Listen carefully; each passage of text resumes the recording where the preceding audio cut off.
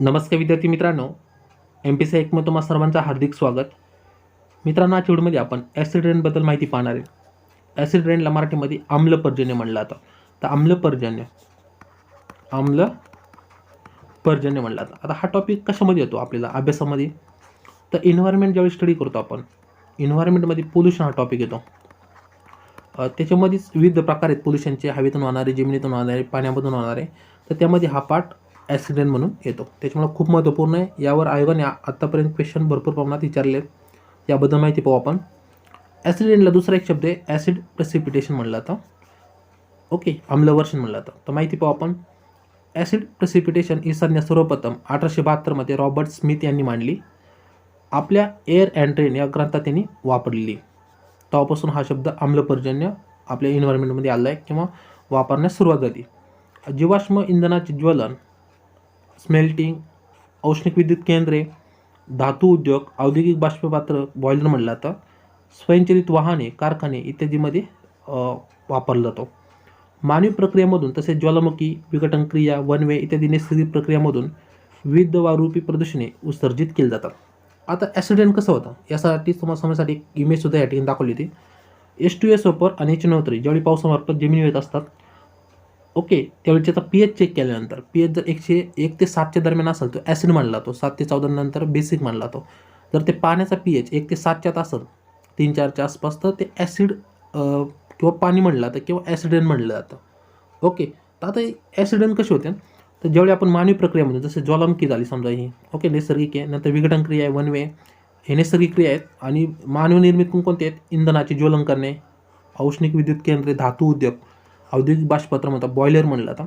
त्यामधून जे विविध गॅसेस आहेत सोडले जातात, तर ते हवेमधून वर गेले जातात किंवा हवेतून वर गेल्यानंतर ज्यावेळी पाऊस पडतो, ढगाचं वातावरण होतं, त्याच्यामध्ये ते मिक्स केलं जातं किंवा मिक्स झाल्यानंतर ते पावसामार्फत जमिनीवर येतात. तर त्यालाच ॲसिड रेन म्हणलं जातं.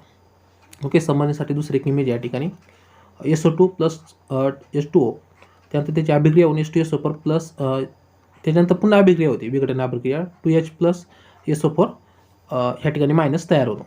तर हे काय आहेत, अणू तयार झाल्यानंतर हे काय होतं, ढगामार्फत प्रेसिपिटेशन होतं किंवा पाऊस पडला जातो. आणि हेच पाणी या ठिकाणी पाहू शकता pH 4.6 झाला आहे आणि साधारणतः हा 7 असतो.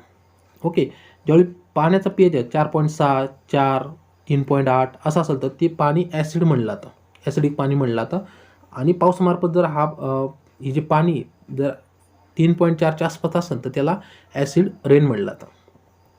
त्यानंतर माहिती पाहू, वातावरणातील सल्फर डायऑक्साईड कोणकोणते एलिमेंट असतात बघा याच्यामध्ये.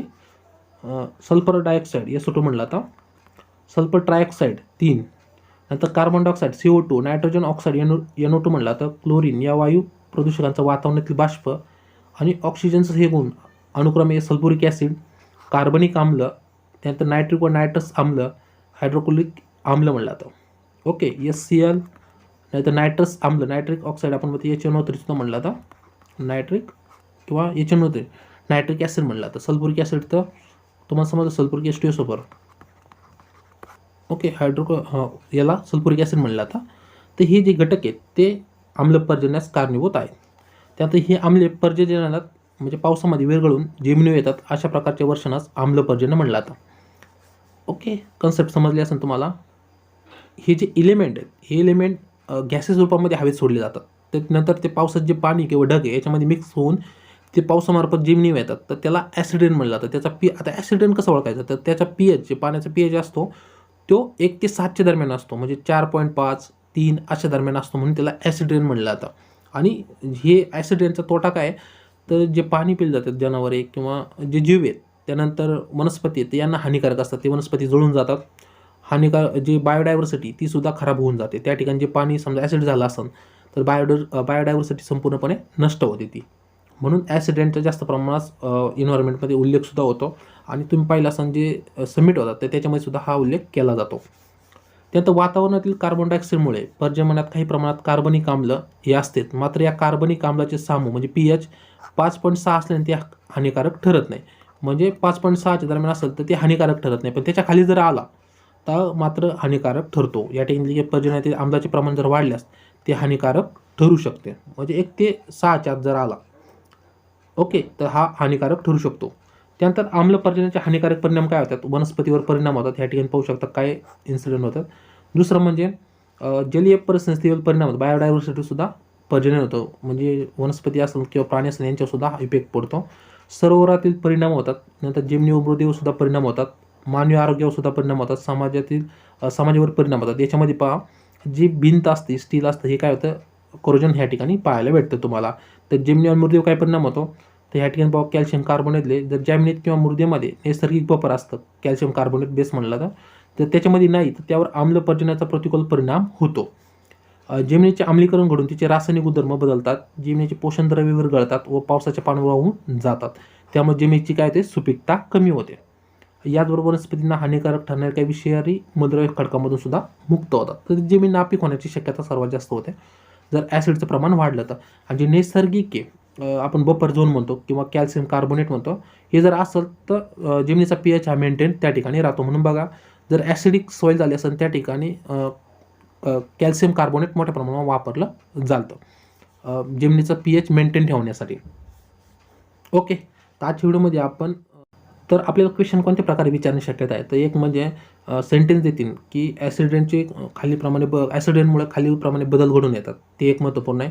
त्याच्यामध्ये विविध देतील ॲसिड रेन किंवा आम्लपर्जन्य कशामुळे घडतं, तर हे पण देतील. त्याच्यामध्ये H2SO4 SCl एलिमेंटची नावं देतील. ओके, तर त्यामुळे आणि ॲसिड रेनचा pH किती आहे यावर सुद्धा क्वेश्चन विचारण्याची शक्यता आहे. आणि ॲसिड रेनमध्ये खालीलपैकी कोणते बदल होतात किंवा कोणते हानिकारक परिणाम होतात, तर यावर सुद्धा क्वेश्चन विचारण्याची शक्यता आहे. हे महत्त्वपूर्ण आहे. जर क्वेश्चन अजून विचारलाच वन लाईनरमध्ये, तर हा क्वेश्चन विचारतील की ही जी संकल्पना आहे ॲसिड रेन किंवा ॲसिड प्रेसिपिटेशन म्हणतो आपण, ही कधी आली किंवा कुणी मांडली, तर रॉबर्ट स्मिथ यांनी मांडलेली. ओके, हे महत्त्वपूर्ण क्वेश्चन ॲसिड रेनमधून निघतात किंवा ॲसिड प्रेसिपिटेशनमधून निघतात. ओके, तर मित्रांनो, तुम्हाला आजचा व्हिडिओ कसा वाटला कमेंट करून सांगा. व्हिडिओ आवडला नक्की व्हिडिओ लाईक करा, चॅनलला सबस्क्राईब करा, चॅनलला नक्की सबस्क्राईब करा. थँक्यू.